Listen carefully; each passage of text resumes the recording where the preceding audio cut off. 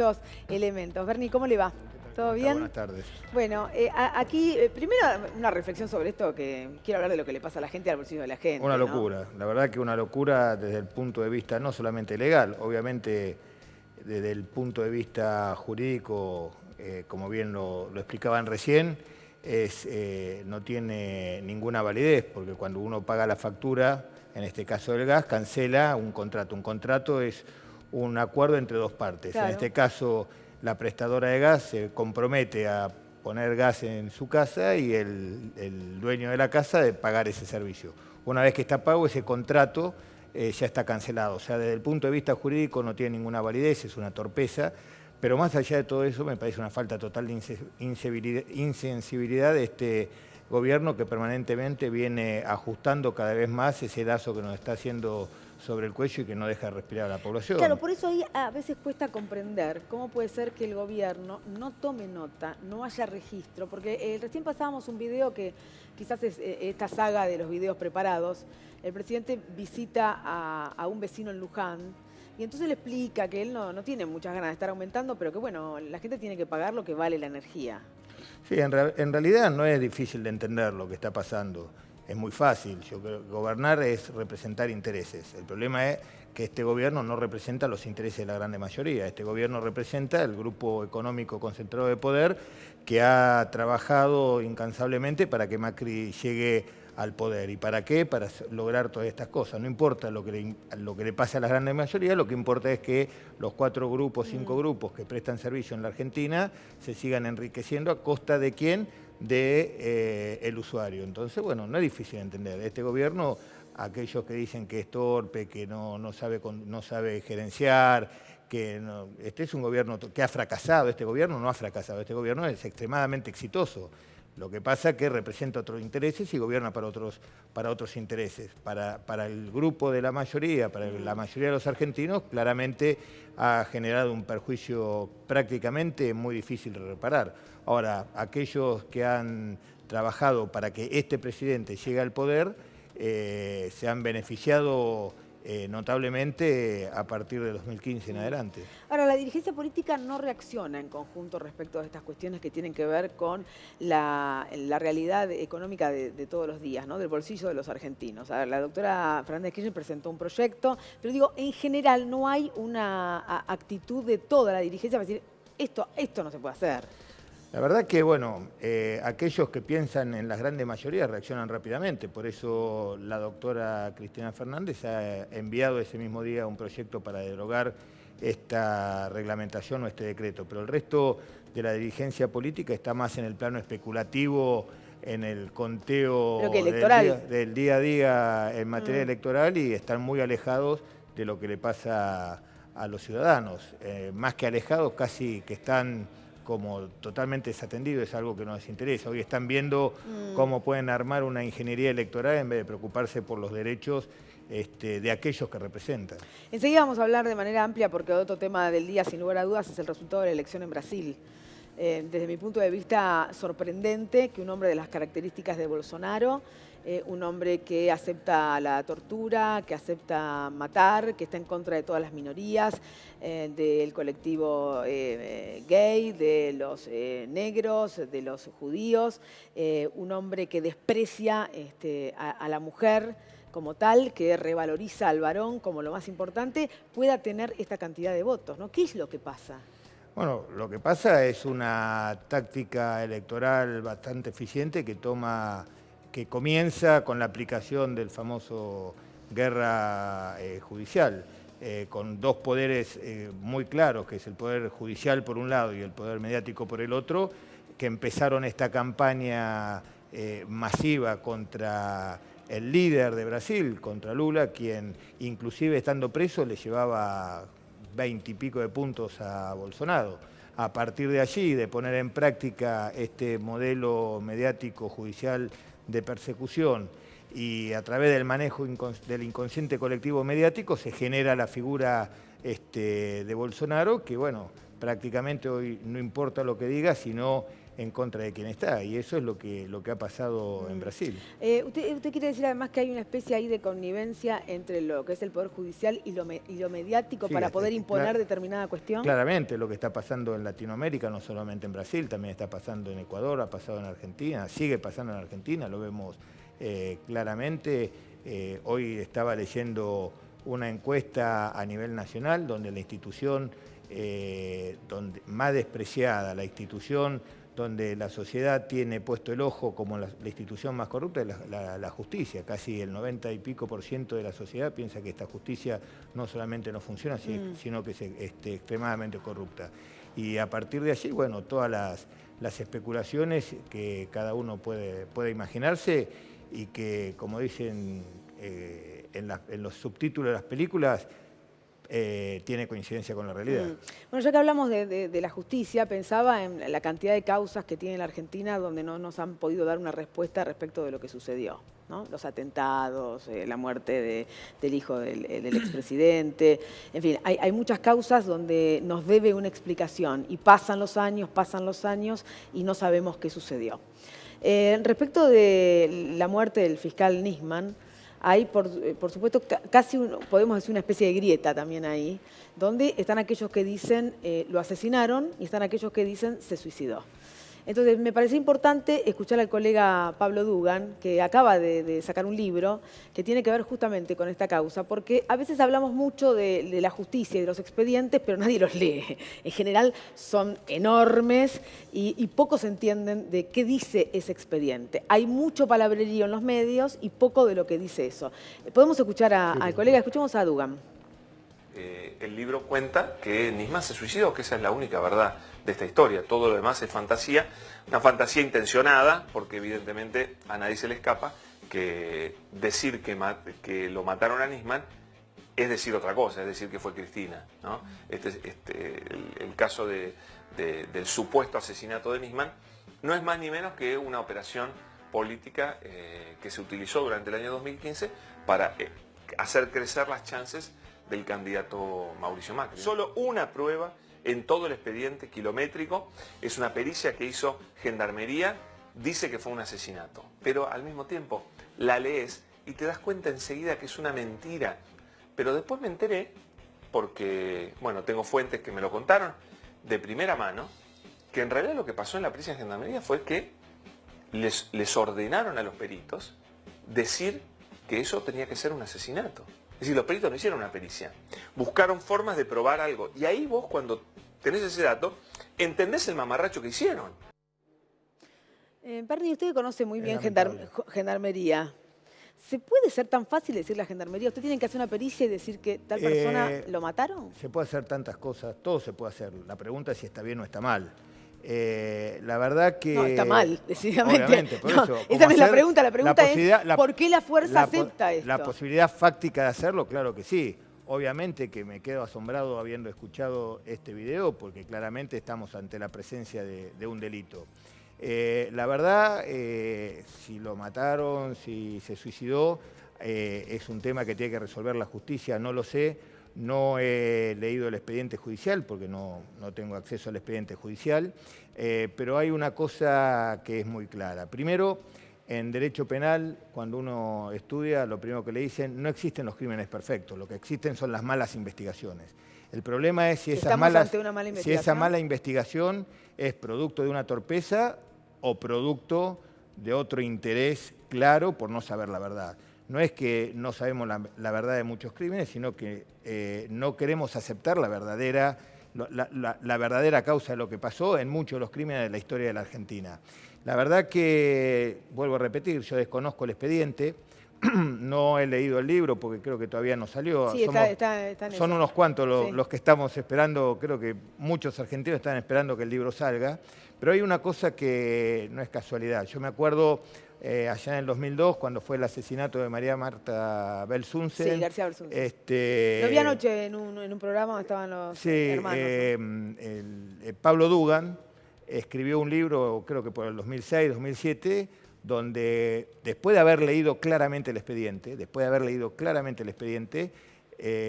y ante las evidencias de la prueba, dijo, el señor Carrascosa no ha cometido este delito, hay que investigar Pachero. Todo el mundo dijo, este periodista está loco, se armó un revuelo bárbaro, pero este año lo han sobreseído a Carrascosa, quien estuvo no sé cuántos años preso, casi 7, 8 años preso, por imputado de haber matado a su señora, un delirio. Y lo que dijo Dugan tenía razón, por lo cual hoy no tengo por qué descreer de lo que dice Pablo Dugan. De lo que está diciendo ahora. Néstor, vos sí leíste el expediente, que es un expediente kilométrico, como dice el colega Dugan, y quizás surge de allí alguna pregunta. Sí, ya va por los 200 cuerpos el expediente y sigue, todavía no se ha cerrado. Hay un tema de lo que dice el colega Dugan, que yo no tengo esa información que diga que le hayan dado una orden a Gendarmería, pero hay un dato que sí es relevante y esto sí quiero preguntarle al doctor Berni.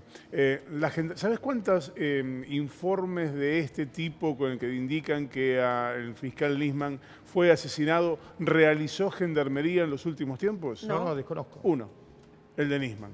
No es habitual que la Gendarmería además, haga esto. claramente se contrapone con los informes que han hecho los peritos de la Corte, los peritos de la policía, gente de muchísima experiencia, de muchísima expertise en esta materia, y yo creo que, bueno, estoy totalmente convencido que esta causa se va a terminar llevando puesto más de un juez y más de algún funcionario, ¿sí? Que sí, no tengo ninguna duda, porque uno lo ve, mire... Puede pasar lo mismo que con AMIA, ¿no? Primero pasó, ¿cuánto tiempo tuvo el expediente la doctora Fein? Casi 2 años. Casi 2 años. La criticaron, le dijeron que la investigación era muy mala, sí. Y como la investigación era muy mala, pasaba al fuero federal. Así es. Pasó al fuero federal, ya lleva 2 años en el fuero federal. Yo le hago una pregunta, ¿qué nueva prueba aportó la justicia federal a esta causa? Ninguna que sepamos. Ninguna. Por lo tanto, como no ha aportado ninguna prueba, lo más lógico de pensar es que la investigación de la doctora Fein no fue tan mala. Por el contrario, siempre que hablamos de esto, hay una mirada mediática respecto a su presencia esa noche en el departamento del fiscal, que para algunos era impropia y sin embargo la justicia ha dicho que estaba bien que usted estuviese ahí. No solamente lo dictaminó la justicia, sino en referencia a ese tema específico hubo una irregularidad muy grande que generó que yo estuviera presente, que entrara al departamento, porque en realidad, obviamente yo fui el último en llegar, llegué tarde, yo vivo en Zárate, cuando me enteré fui de la misma manera que, por ejemplo, fue Patricia Bullrich, que no era secretaria de Seguridad, no era ministro de Seguridad en ese momento. Obviamente que cuando me entero de todo lo que estaba pasando y tomo conocimiento, había un detalle que nadie había tenido en cuenta. Al fiscal Nisman se lo daba por muerto en un baño que estaba encerrado y no había ningún instrumento, ningún documento que afirmara que el fiscal estaba muerto. ¿Nadie había ingresado para cerciorarse? Había ingresado un médico, claro. Un médico de Swiss Medical, que entró, dijo, yo no lo toco ni voy a dejar nada. Por lo tanto, cuando yo llego, digo, si el médico no lo tocó y no dejó ningún certificado, le digo al jefe de la prefectura que estaba a cargo del operativo, ¿usted cómo sabe que está muerto? Es imposible. Ningún médico puede... ¿Pudo haber estado agonizando en ese momento? No, de hecho, claro, por supuesto. Y de hecho la pericia, la primera pericia que hace el cuerpo médico forense dice que hubo una larga agonía. Por lo tanto, a través de un acto totalmente irresponsable de un médico que entró a un baño, no tocó a un paciente, dice que está muerto y no deja un certificado, que es su obligación como médico, se genera toda esta... Ahora, Berni, a mí siempre me llamó la atención la postura de su exmujer, de la jueza Arroyo Salgado, porque ella está convencida que estamos ante la presencia de un homicidio. Bueno, son cuestiones subjetivas, ella tendrá todos sus motivos, le vuelvo a repetir, todos los argentinos queremos saber qué es lo que pasó. Quedo asombrado de lo que he escuchado de lo que dijo Dugan. Lo que dijo Dugan y estoy esperando que salga el libro para poder hacer la cola en la librería para ir a comprarlo y leerlo. La semana que viene Dugan nos está viendo, así que gracias Pablo por darnos el dato de que la semana que viene sale su libro. Todos queremos leerlo, así que mandalo de paso. Néstor, ¿tenés otra pregunta? Sí, respecto del episodio de Gendarmería en particular, durante el tiempo que usted estuvo a cargo de Gendarmería, ¿era habitual que le pidieran desde el Poder Judicial medidas de este tipo? Sí, totalmente habitual. Es potestad del juez determinar con qué fuerza, no nos olvidemos que las fuerzas de seguridad son auxiliares de la justicia. Ahora, ante un fallo determinante del cuerpo médico forense, nadie pide otro otra pericia más a alguien que no está en capacidad técnica con la misma expertise que el cuerpo médico Yo forense. lo que no puedo entender, y le preguntaba quizás esto al principio a Bernie, es quién tiene el poder de decirle a Gendarmería, Claro. a ver, muchachos de Gendarmería, van a hacer esta pericia, pero la pericia tiene que dar que es un homicidio. ¿Quién puede levantar ese teléfono, decirle esto y que lo hagan? Lo puede hacer cualquiera en la línea de mando. Eso lo puede hacer cualquiera en la línea de mando. Yo no me consta, no sé, no creo que ¿Y en la se línea haya de hecho, mando pero esta orden se debe cumplir cuando a uno le dicen que no, tiene que...? porque a partir de la derogación de la Ley de Obediencia de Vida nadie está Y entonces, obligado a hacer lo hacer que la algo. ley no manda. Exactamente. Entonces, a partir de lo que ha dicho Pablo Dugan, estoy convencido más convencido aún, de que esto va a terminar en un gran No, problema el judicial, colega un gran dice ahí que escándalo. tiene fuentes, obviamente, respecto a esto, y las fuentes, obviamente, son de él y las va a guardar, supongo. Lo que yo quería entender, usted conoce tanto a Gendarmería, ¿cómo es posible que esto se haga de esta manera? Porque no me queda otra que pensar en algunas palabras de la ministra Bullrich, y esto tiene que ver con otro caso, con el caso Maldonado, cuando fue citada al Congreso y en el Congreso explicó, a la fuerza la necesitamos para otras cosas. Yo pensaba, ¿para qué se necesita a una fuerza como Gendarmería? Que la fuerza se necesita para otras cosas, yo creo que la ministra, en una manera muy simple, dejó claro una postura. La Gendarmería se autogobierna, la ministra no es quien conduce la Gendarmería, porque cuando ante la presencia de un ilícito, la autoridad política claramente tiene que conducir. Por eso uno de los pilares de la seguridad es la conducción política de la Fuerza de Seguridad, algo que claramente lo ha declarado la ministra Patricia Bullrich, que ella no hace. Bueno, ojalá que en definitiva yo creo que la búsqueda de la sociedad tiene que ser la verdad de lo que pasó ese día Yo creo con que el fiscal Argentina Nisman. necesita saber la verdad. Pero le vuelvo a repetir, ayer estuve justamente en el programa de televisión que usted decía, después de haber escuchado a un familiar Bueno, de ahí García usted tuvo Bersunce, un cruce con el rabino Berman, ¿no? Porque él está convencido, a pesar de haber dicho que él creía y había que esperar lo que dice la justicia, después dijo que él estaba convencido que era un homicidio. Es lo que hacen permanentemente, dicen una cosa y después hacen otra, ¿no? La incoherencia no solamente de la palabra, sino de la acción. Bernie, ¿cómo se prepara la oposición para enfrentar este momento muy difícil desde lo económico, desde lo social de la Argentina? Si es que se prepara y si es que piensa en una unidad o cada uno va a hacer lo de siempre. La verdad que yo creo, hoy la oposición, la verdadera oposición, aquellos que representan los intereses de las mayorías que han sido votados en el Congreso, estamos preocupados en poner un límite y un freno a todo este avasallamiento de los derechos de nuestros ciudadanos. En cuanto respecto a la unidad, yo creo que hay una unidad muy clara, una unidad muy fuerte, que es de las bases, en este caso, del peronismo. Ahora, unidad con quién y para quién, la verdad que es un tema que tienen que resolver algunos dirigentes que hablan de unidad porque no tienen un espacio político de donde ser competitivamente, electoralmente competitivo. Entonces, ahora, hoy que se cumple un cumpleaños del general Perón, nada más y nada menos, ¿no? Aquellos que se dicen todos peronistas, no sé si lo son, porque a la hora de demostrarse, por un lado quieren hacer una unidad, pero por ejemplo, sin el kirchnerismo o no, estos... yo primero, cuando dicen, son dos cosas distintas. Cuando dicen nosotros queremos unidad, pero nuestro límite, y seamos claros, nuestro límite es Cristina. ¿Usted cree que el límite es Cristina porque Cristina habla fuerte, porque Cristina tiene un carácter? No, el límite es Cristina porque es lo que representa Cristina. Cuando el resto del peronismo dice nuestro límite es Cristina, es lo que representa Cristina. Y Cristina claramente representa los intereses de las mayorías. En cuanto a la pertenencia del peronismo, todos dicen ser peronistas, pero no hace falta decirlo, sino hay que hacerlo.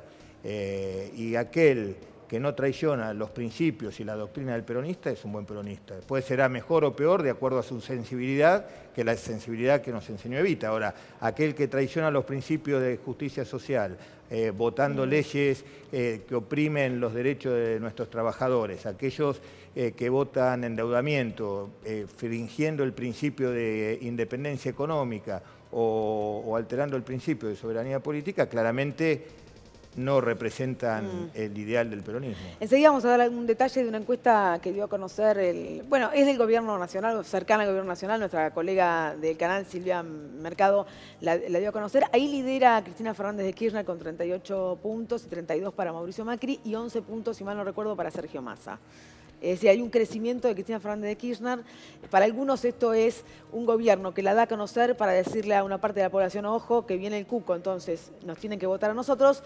Y otro es la preocupación respecto del crecimiento de la expresidenta. Sí, la verdad que es un gobierno que está muy preocupado por el crecimiento de la presidenta. ¿Y por qué la presidenta sigue creciendo permanentemente? Justamente porque es la líder de la oposición. ¿Y por qué la líder de la oposición?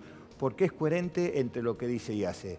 Y la gente además, si usted me pregunta qué va a hacer Cristina, no sabemos qué va a hacer Cristina, pero lo que el conjunto de la sociedad sabe es lo que nunca va a hacer Cristina.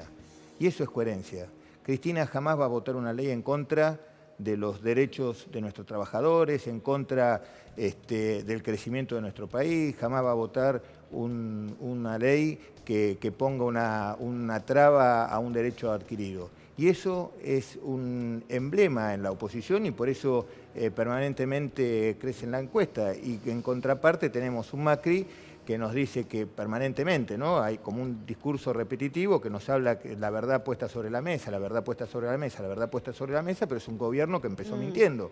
Un gobierno que le dijo a los ciudadanos que le iba a sacar el impuesto a la ganancia, que no iba a devaluar, que no iba a haber tarifazo, que los jubilados iban a cobrar el 82% móvil, y lejos de todo eso les bajó el poder adquisitivo a los jubilados, duplicó la cantidad de gente que paga impuesto a la ganancia, devaluó más de 150% el dólar, trasladó los precios a los alimentos básicos, subió el 200% como mínimo cualquier tarifa, sacó los subsidios al transporte, subsidio que no es que lo sacó al transporte y lo dedicó a hacer rutas y hospitales o escuelas. Lejos de eso, sacó ese subsidio para solventar la timba financiera de los capitales especulativos que vinieron a Argentina. Entonces, y por otro lado, tenemos una gobernadora que dijo que los docentes no podían ganar menos de 40.000 pesos por mes y estamos al mes de octubre y todavía no pudo cerrar la paritaria con los docentes, o que habló maravilla de la educación y dice nuestra gobernadora que ningún chico de clase baja puede recibirse en una facultad. Entonces es un gobierno que está lleno de contradicciones y por eso permanentemente sigue bajando en las encuestas. Senador Berni, muchas gracias, muy amable. Nosotros vamos a compartir una pausa. Mirá, nos vamos con esta fotografía a la pausa, a ver si descubrís quién es este niño, este joven que cambió la historia en la Argentina, que escribió otra historia. Pausa y volvemos. Si la historia la escriben los que ganan. ¿Luis? Luis, tocayo. Gracias, Hernán. De nada, María. Santiago. Gracias, Pedro. Gracias, Ana. Hay tantos nombres como formas de llegar y ahora podemos hacerlo juntos. Uber, juntos en el viaje.